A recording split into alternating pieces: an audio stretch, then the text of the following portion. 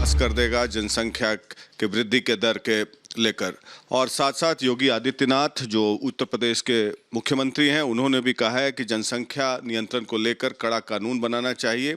और हमारे साथ मौजूद हैं केंद्रीय मंत्री गिरिराज सिंह, जो कि न जाने कितने सालों से कहते आए हैं कि देश में जनसंख्या नियंत्रण कानून लागू होना चाहिए। ये विस्फोटक होता जा रहा है और देखिए इनकी बात को आज जस्टिफाई किया यूनाइटेड नेशंस के रिपोर्ट ने। गिरिराज जी, आप तो वर्षों से बोलते आ रहे हैं कि जनसंख्या नियंत्रण कानून लागू होना चाहिए। आज यूनाइटेड नेशंस ने कह दिया कि 23 में इंडिया जो है चाइना को सरपास कर देगा। योगी जी ने भी आज डिमांड कर दिया। देखिए, जो देश के हालात बनते जा रहे हैं, आज दुनिया की आधी आबादी चाइना और भारत के बीच में है।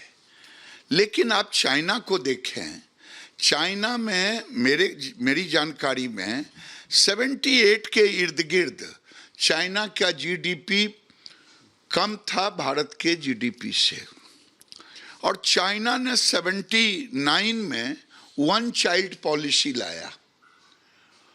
और जो आज इतने साल में एक ऐसे व्यक्ति का रिपोर्ट मैं कह रहा हूं जिन्होंने ये कहा कि आज तक में लगभग 60 करोड़ आबादी को रोकने का काम किया वन चाइल्ड पॉलिसी के कारण।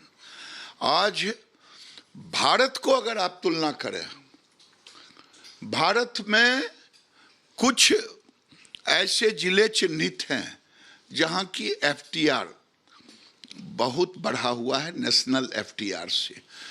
और 1 मिनट में भारत और चाइना को दोनों की तुलना करें तो चाइना 1 मिनट में लगभग 10 बच्चे पैदा करते और भारत 1 मिनट में 30 से ऊपर बच्चे पैदा करते।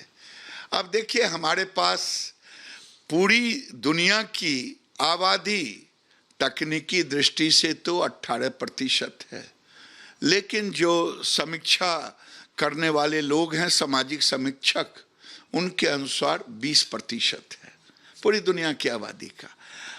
हमारे पास जमीन केवल 2.5% है। अगर जमीन मेरे पास कम है, पानी प्रति वर्ष 3-3.5 मीटर के हिसाब से गिर रहा है। तो अगर पानी गिर रहा हो, पानी की जो अवेलेबिलिटी हो, वो जो स्रोत सूख रहा हो, तो भारत के विकास की चर्चा करने वाले लोग और राजनीतिक चश्मे से जनसंख्या नियंत्रण कानून को देखने वाले लोगों से मैं पूछना चाहता हूं कि जो भारत प्रतिदिन ऑस्ट्रेलिया, इजराइल और 2-3 छोटे देशों को मिला लें, उससे ज़्यादा प्रति वर्ष लगभग 2.5 करोड़ आबादी बढ़ रहा है। इन आबादी से संतुलन बिगड़ रहा है, विकास के संतुलन। हमारे संसाधन सीमित है। जब सीमित संसाधन में हम विकास की ऊंचाइयों पर जाना चाह रहे हैं, ये तो धन्य मोदी जी जिन्होंने इस बढ़ती हुई आबादी को, पूरी दुनिया कोरोना काल में 70 लाख के करीब लोग भूख के चपेट में रहे, लेकिन भारत ने उसको 80 करोड़ से ऊपर घरों को गरीब कल्याण के माध्यम से राशन देने के कारण हम रोक पाए, मोदी जी के कारण। आज देश के हालात ऐसे बिगड़ रहे हैं, यूनाइटेड नेशन ने भी कहा है कि भारत बीट कर जाएगा। भारत बीट कर जाएगा, ये अपने आप में केवल जनसंख्या की वृद्धि नहीं होगी, बल्कि भारत के संसाधन पर भार ज्यादा पड़ जाएगा। विपक्षी पार्टी गिरिराज जी, विपक्षी पार्टी जो है वो जनसंख्या नियंत्रण कानून के खिलाफ है। आप जब बयान देते हैं, आपके खिलाफ बयान देते हैं वो।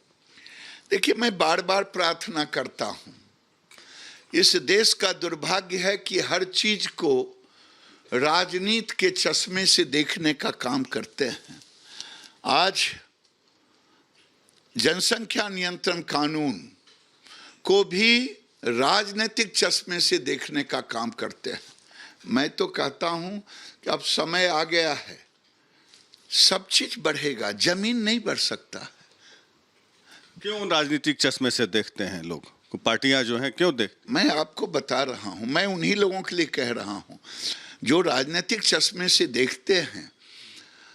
यूनाइटेड नेशन FAO ने थ्रेट किया है भारत को कि आने वाले 2050 तक इतनी आबादी बढ़ जाएगी कि कोएग्जिस्टेंस।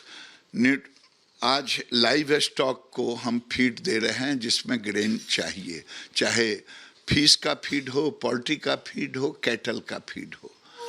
तो ये बढ़ती हुई आबादी को कैसे रोकेंगे? जमीन तो बढ़ेगा नहीं, जमीन तो इलास्टिक है नहीं। वो तो धन मोदी, जिस डिपार्टमेंट में मैं हूं, जो हम डिग्रेडेबल लैंड को ठीक कर रहे हैं, मोदी ने अब तक 25 करोड़ हेक्टेयर जमीन को, डिग्रेडेबल लैंड को ठीक करने का काम किया है। लेकिन जो लोग राजनीतिक चश्मे से देखते हैं, उन्हें देश के विकास और संतुलित व्यवस्था की ओर देखने की जरूरत है। अगर ये एक कानून, कड़ा कानून नहीं बना, वैसा कड़ा कानून जो हिंदू पे, मुसलमान पे, सिख पे, ईसाई पर, जैन पर, बौद्ध पर, ये सबों पर समान कानून समान तरह से लागू हो, एक ऐसा कड़ा कानून, अगर जरूरत पड़े जो इस कानून को ना माने तो वोटिंग राइट को भी समाप्त कर देनी चाहिए। तब जा करके आप चाइना से तो सीख लें, उनको सद्बुद्धि आए जो राजनीतिक चश्मे से इसको देखने का काम करते हैं। बिहार के मुख्यमंत्री नीतीश कुमार जब आप पिछले बार बयान दिए थे तो हम लोगों ने उनसे पूछा था, तो उन्होंने जनसंख्या नियंत्रण कानून के बारे में कहा कि लोगों में अवेयरनेस फैलाना चाहिए, ये नियंत्रण कानून लाने से कुछ नहीं होगा। आप बार बार किशनगंज और उस बेल्ट का हवाला देते हैं कि वहाँ पर एक समुदाय का जनसंख्या जो है काफ़ी हद तक वृद्धि हुई है उसमें। मैं हवाला नहीं देता, मैं तो ये जनगणना पर उस विषय को रखने का काम किया था। गवाह है, 71 के बाद बिहार की आबादी कुछ जिलों में मशरूम ग्रोथ की तरह बढ़ा है। मशरूम ग्रोथ भी उसके सामने फेल है, वो सुरसा की तरह मुंह बाए खड़ा है और लोग के सारे संसाधन को घुसपैठियों ने लीलने का काम किया है। जनसंख्या नियंत्रण कानून के साथ साथ उनकी पहचान भी करनी हो जो विदेशी घुसपैठ है। आपको क्या लगता है, अवेयरनेस से पॉपुलेशन कंट्रोल होगा या जनसंख्या नियंत्रण कानून लाने से होगा? नीतीश जी कहते हैं अवेयरनेस लाना चाहिए, आपके हिसाब से पॉपुलेशन कंट्रोल पॉलिसी लाना चाहिए? अगर अवेयरनेस से होता तो पूरे भारत में सबसे ज़्यादा शिक्षित राज्य कौन सा है? मैं आपके माध्यम से सबों से पूछना चाहता हूँ। केरल, तब तक तो अब उसका लेस देन 1% हो जाना चाहिए जनसंख्या 1% पर। क्या हो पाया? ये अब कोई आदमी सूरज की रोशनी को कहे कि सूरज उगा नहीं है, बंद कमरे में दरवाजे बंद करके सूरज की रोशनी को नकार दे, वही है जनसंख्या वृद्धि। जनसंख्या वृद्धि आज सामाजिक समरसता को भी तोड़ने का काम कर रहा है। जो लोग आज, कुछ लोगों ने ऐसा कर दिया है कि अपने आप को मान लिया है कि मुझे घर में क्रिकेट टीम तैयार करना है। अब इसीलिए कानून की जरूरत है। ये थे गिरिराज सिंह, जनसंख्या नियंत्रण कानून के पक्षधर। साथ साथ नीतीश कुमार जो बिहार के मुख्यमंत्री है, उनको भी नसीहत दे डाला कि अवेयरनेस प्रोग्राम से कुछ नहीं होने वाला, अवेयरनेस से जनसंख्या नियंत्रण कानून नहीं, जनसंख्या नियंत्रण नहीं होने वाला, इसलिए इसके लिए कानून चाहिए जैसा कि चाइना ने अडॉप्ट किया है। और ब्रेक के बाद देखते रहिए खबर आर भारत पे।